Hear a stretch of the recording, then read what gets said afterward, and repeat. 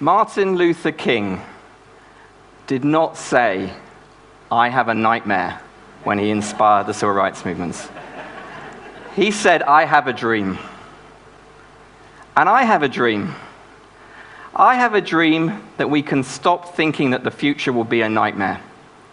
And this is going to be a challenge, because if you think of every major blockbusting film of recent times, nearly all of its visions for humanity are apocalyptic. I think this film is one of the hardest watches of modern times, The Road. It's a beautiful piece of filmmaking, but everything is desolate. Everything is dead. And just a father and son trying to survive, walking along the road. And I think the environmental movement, of which I am a part of, has been complicit in creating this vision of the future. For too long, we have peddled a nightmarish vision of what's going to happen. We have focused on the worst-case scenario. We have focused on the problems. And we have not thought enough about the solutions. We've used fear, if you like, to grab people's attention. And any psychologist will tell you that fear in the organism is linked to the flight mechanism. It's part of the fight and flight mechanism. That when an animal is frightened, think of a deer. A deer freezes very, very still, poised to run away. And I think that's what we're doing when we're asking people to engage with our agenda around environmental degradation and climate change. People are freezing and running away because we're using fear. And I think the environmental movement has to grow up and start to think about what progress is. What would it be like to be improving the human lot? And one of the problems that we face, I think, is that the only people that have cornered the market in terms of progress is a financial definition of what progress is, an economic definition of what progress is. That somehow, if we get the right numbers to go up, we're going to be better off. Whether that's on the stock market, whether that's with GDP and economic growth. That somehow life is going to get better. This is somehow appealing to human greed instead of fear, that more is better. Come on, in the Western world we have enough. Maybe some parts of the world don't, but we have enough. And we've known for a long time that this is not a good measure of the welfare of nations. In fact, the architect of our national accounting system, Simon Kuznets, in the 1930s said that a nation's welfare can scarcely be inferred from their national income. But we've created a national accounting system which is firmly based on production and producing stuff. And indeed, this is probably historical. It had its time. In the Second World War, we needed to produce a lot of stuff. And indeed, we were so successful at producing certain types of stuff that we destroyed a lot of Europe, and we had to rebuild it afterwards. And so our national accounting system became fixated on what we can produce. But as early as 1968, this visionary man, Robert Kennedy, at the start of his ill-fated presidential campaign, gave the most eloquent deconstruction of gross national product that ever has been. And he finished his talk with the phrase that the gross national product measures everything except that which makes life worthwhile. How crazy is that our measure of progress, our dominant measure of progress in society, is measuring everything except that which makes life worthwhile? I believe if Kennedy was alive today, he would be asking statisticians such as myself to go out and find out what makes life worthwhile. He'd be asking us to redesign our national accounting system to be based upon such important things as social justice, sustainability, and people's well-being. And actually, social scientists have already gone out and asked these questions around the world. This is from a global survey. It's asking people, what do they want?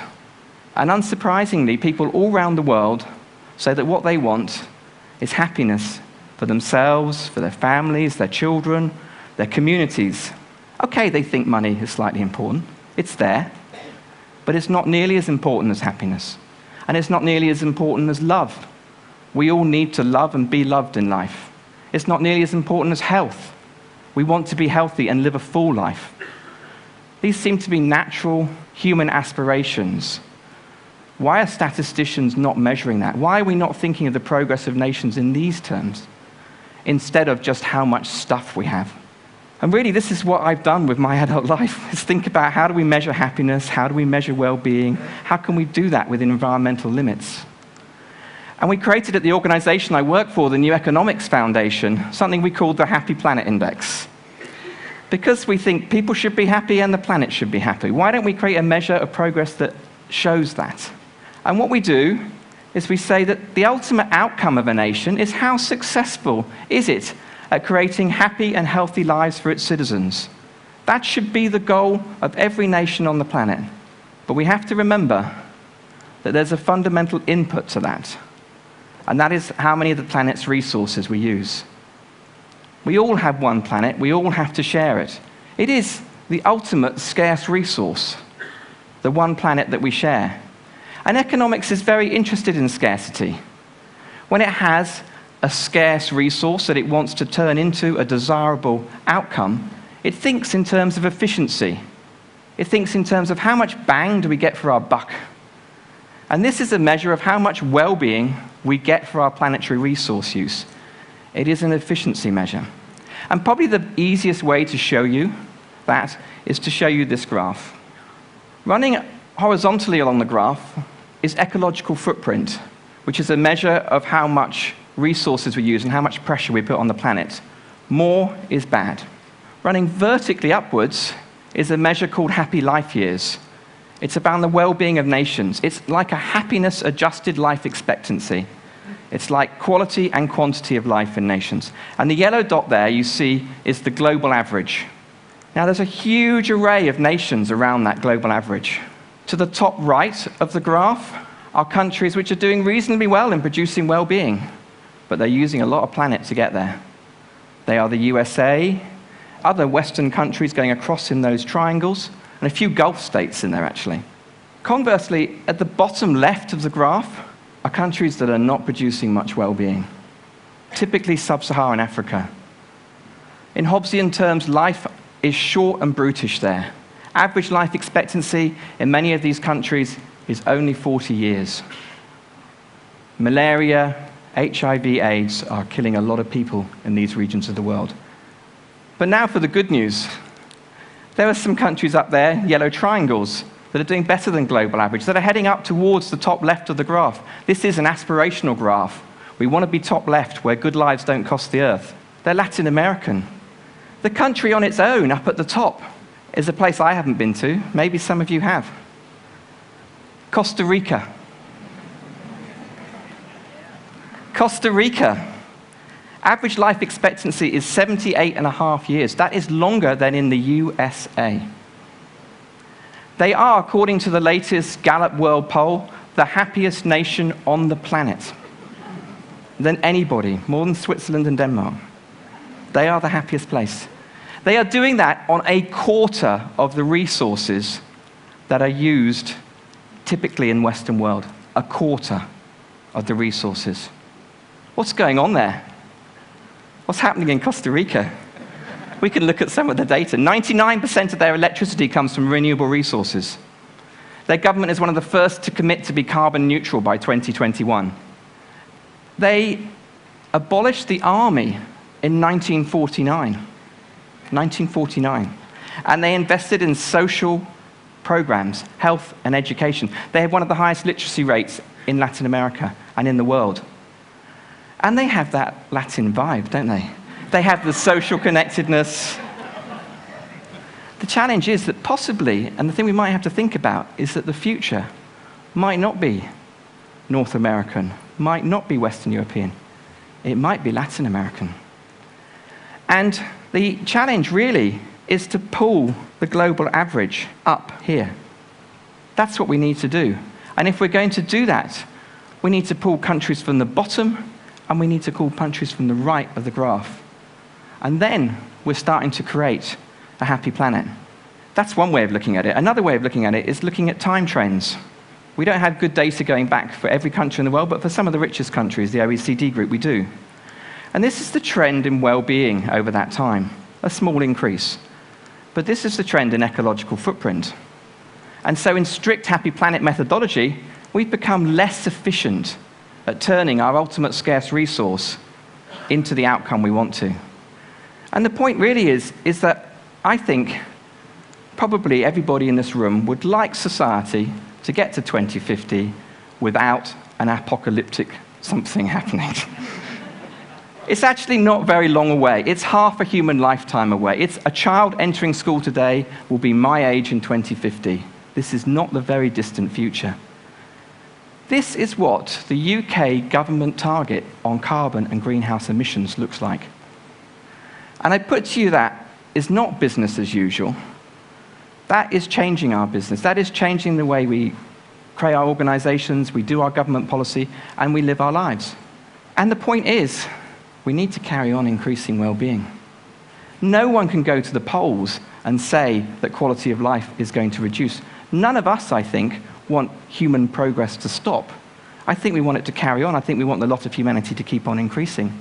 And I think this is where climate change skeptics and deniers come in. I think this is what they want. They want quality of life to keep increasing. They want to hold on to what they've got.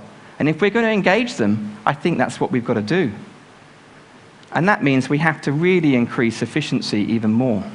Now, that's all very easy to draw graphs and things like that, but the point is we need to turn those curves. And this is where I think we can take a leaf out of systems theory, systems engineers, where they create feedback loops, put the right information at the right point of time. Human beings are very motivated by the now. You put a smart meter in your home and you see how much electricity you're using right now, how much it's costing you, your kids go around and turn the lights off pretty quickly. What would that look like for society? Why is it on the radio news every evening I hear the FTSE 100, the Dow Jones, the dollar-pound ratio? I don't even know which way the dollar-pound should go to be good news. And why do I hear that? Why don't I hear how much energy Britain used yesterday or America used yesterday? Did we meet our 3% annual target on reducing carbon emissions? That's how you create a collective goal. You put it out there into the media and start thinking about it. And we need positive feedback loops for increasing well-being. At a government level, they might create national accounts of well-being. At a business level, you might look at the well-being of your employees, which we know is really linked to creativity, which is linked to innovation, and we're going to need a lot of innovation to deal with those environmental issues. At a personal level, we need these nudges too. Maybe we don't quite need the data, but we need reminders.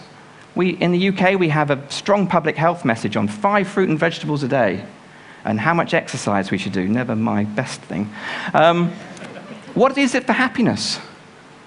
What are the 5 things that you should do every day to be happier? We did a project for the Government Office of Science a couple of years ago, big program called the Foresight Program, lots and lots of people involved and lots of experts, everything evidence-based, a huge tome. But a piece of work we did was on what 5 positive actions can you do to improve well-being in your life. And the point of these is they are not quite the secrets of happiness, but they are things that I think happiness will flow out the side from. And the first of these is to connect. Is that your social relationships are the most important cornerstones of your life. Do you invest the time with your loved ones that you could do, and energy? Keep building them. The second one is be active. Fastest way out of a bad mood. Step outside, go for a walk, turn the radio on and dance. Being active is great for our positive mood. The third one is take notice. How aware of you of things going on around the world, the seasons changing, people around you? Do you notice what's bubbling up for you and trying to emerge? Based on a lot of evidence from mindfulness, cognitive behavioral therapy, very strong for our well-being. The fourth is keep learning. And keep is important, learning throughout the whole life course. Older people who keep learning and are curious, they have much better health outcomes than those who start to close down. But it doesn't have to be formal learning. It's not knowledge-based. It's more curiosity. It can be learning to cook a new dish, picking up an instrument you forgot as a child. Keep learning. And the final one is that most anti-economic of activities, but give. Our generosity, our altruism, our compassion are all hardwired to the reward mechanisms in our brain. We feel good if we give. You can do an experiment where you give two groups of people $100 in the morning. You tell one of them to spend it on themselves and one on other people. You measure their happiness at the end of the day, that those that have gone and spent it on other people are much happier than those that spent it on themselves. And these 5 ways, which we put onto these handy postcards, I would say don't have to cost the earth. They don't have any carbon content. They don't need a lot of material goods to be satisfied. And so I think it's really quite feasible that happiness does not cost the earth. Now, Martin Luther King, on the eve of his death, gave an incredible speech. He said, "I know there are challenges ahead, there may be trouble ahead, but I fear no one. I don't care. I have been to the mountaintop and I have seen the promised land." And he was a preacher. But I believe the environmental movement, and in fact business community, government, needs to go to the top of the mountaintop. And it needs to look out, and it needs to see the promised land, or the land of promise.